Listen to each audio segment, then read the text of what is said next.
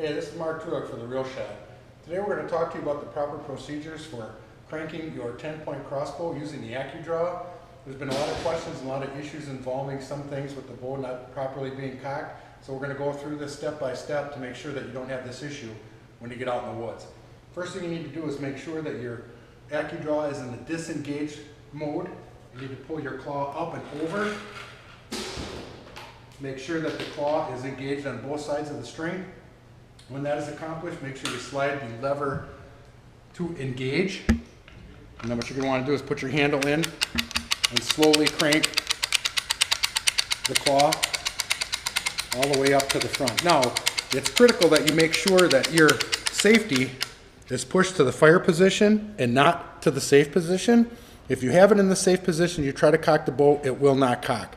It has to be in the fire position at all times. And then when you get right to the trigger mechanism, go real slow and you'll hear it click once and then twice a second time, and you'll see that the lever will move from the red to the white. Now your crossbow is properly cocked. What you need to do then is take pressure off of the claw, push down on the handle, flip your engage lever down, slowly crank back 1, 2, 3, and now you can free spool the claw. And what then you need to do is just put it back up into the claw holder, flip your engage lever, and give it about 1, 2, 3 cranks. Now it's nice and tight. Now, one of the other issues that we experience with these is that the bow is not always cocked properly. We've had some people ask some questions in regards to they can't get their bow cocked. Now, if you'll see right here, it's up inside the fire mechanism. Now this piece right here is called the dry fire inhibitor, and what happens is if this string is either drawn in one of two situations, if it's drawn with the safety on or it's not cranked back all the way properly, it'll feel like the bow is cocked, but it's not.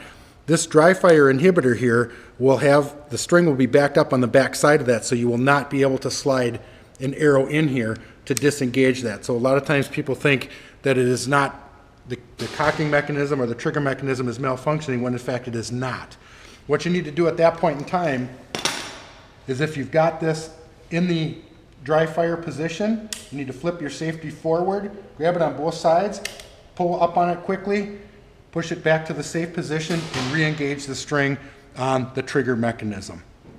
What you don't want to do is, you can put the claw on here, come back over and crank it up, but your string angle is so tight that it might pinch the claw at that point in time.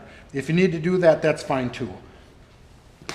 And what you can do is just disengage this, take this back out, put it onto the bow, come back underneath the arrow holder, flip the engage lever, and give it about 3 cranks and watch for that safety to go from the fire to the safe position, just like that.